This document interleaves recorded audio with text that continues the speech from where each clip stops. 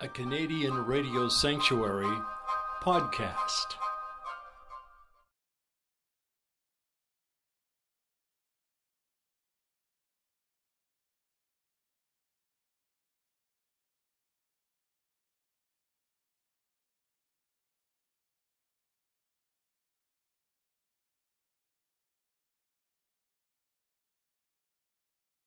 One director, someone such as that you've worked with over the years that you enjoy working with? No, the question is too tough to be posed.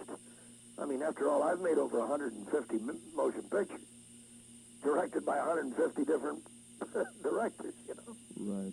How can I say,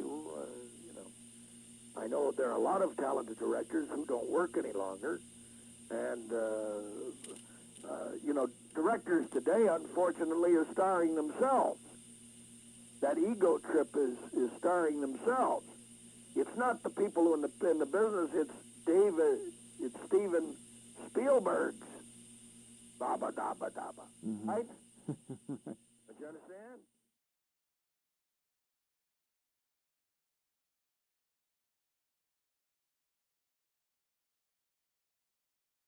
Thank God for our alliance of Canada and the United States. Here we've got 285 million people here, all stacked up in the United States. And very few people realize, nor do they understand, the great gift of freedom. And here you are in Canada with all of the beauty and all of the wonderfulness and all of the sanctuary of what's going on in life. And I'm sure you have many of your problems there, too. Gosh, what have you got, 24, 26 million people in all of Canada? That's right. When you get 24 to 26 million against 285 million, we're pretty crammed up here. You know what I mean? That's right, yeah. I just think that law and order and morality and everything else that's important. Incidentally, the most important thing, too, up there, you have the Salvation Army is up there, right? Oh, yes. Well, I've got a new thing that I take a collection every show, looking at all of these horrendous pictures of Angola, of the starving people, you know. When I look back upon the record that was made by all the record stars, remember that? That's right. Yes, I do. Where did all that money go? I have a new thing that I've coined called FOO. F-O-O.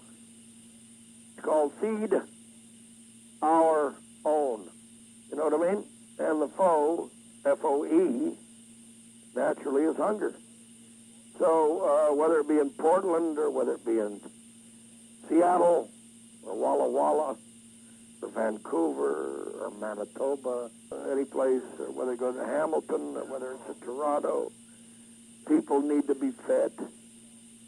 And the Salvation Army is still marching on and doing their job. And so I announce for the people at intermission to go out and drop a few coins in their little inoffensive red pots to help feed these people who can at least say, thank you, God, for giving me some food.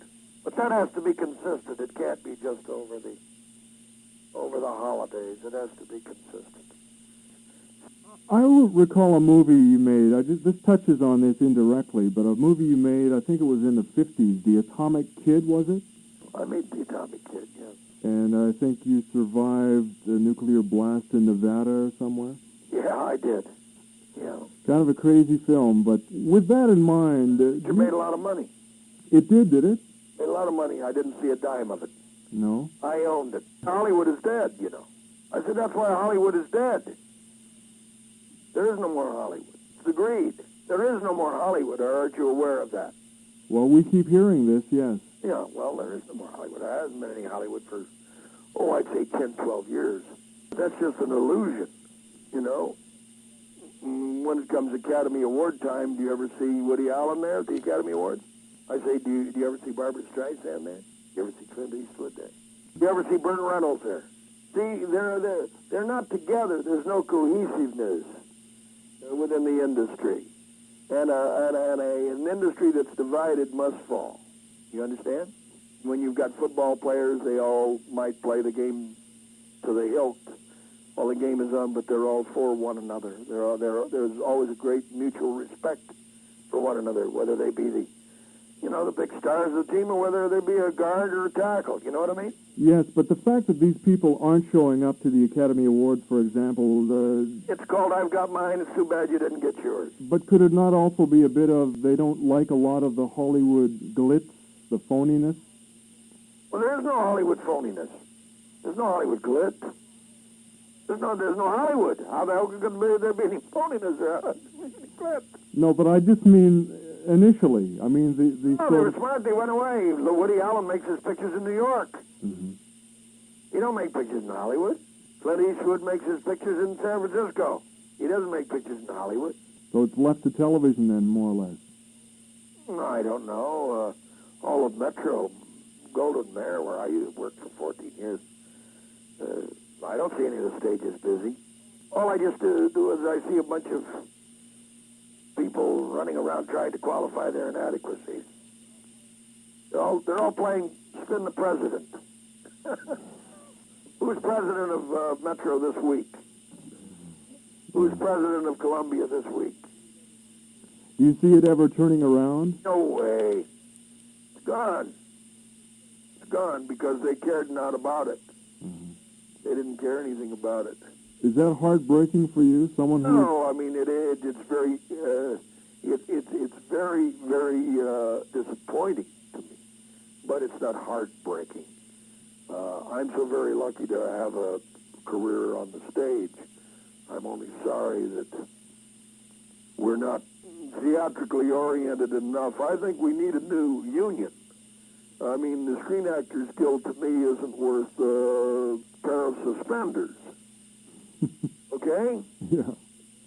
We need a new union that will make us more cohesive and make us stand up and realize who we are.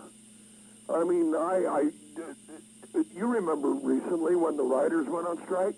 Yes, I do. They all went together, didn't they? Huh? Yeah, go ahead. What's your point? What's my point is, when do the actors strike?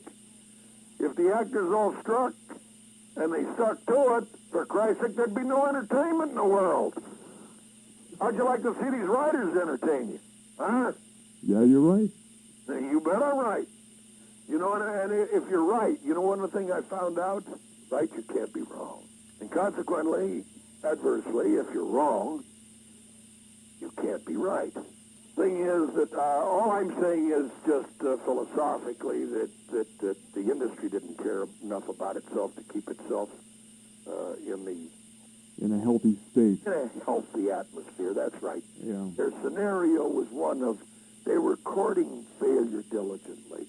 Don't get no respect, eh? No, they deserve it because they don't stand up for each other, Yeah. and that really bugs me because this business, our business we've made hundreds of billions of dollars for people all over this world in the United States and all over. But nobody's ever really given the actor or the actress a share of the pie. Well, I can tell you people in Vancouver... What? No, I was just leaning over because I'm about to go on the stage. Oh, okay, I'll let you go, but people in Vancouver, we're all looking forward to seeing you in Sugar Babies, even though it's wrapping up. You and Ann Miller. Yeah, Ann Miller and I are wrapping up. Yeah. I head down to see my horses run in the Hollywood Park and then go over to Santa Anita and go back to finishing my book that I'm writing for Knopf. In closing, are you pretty happy?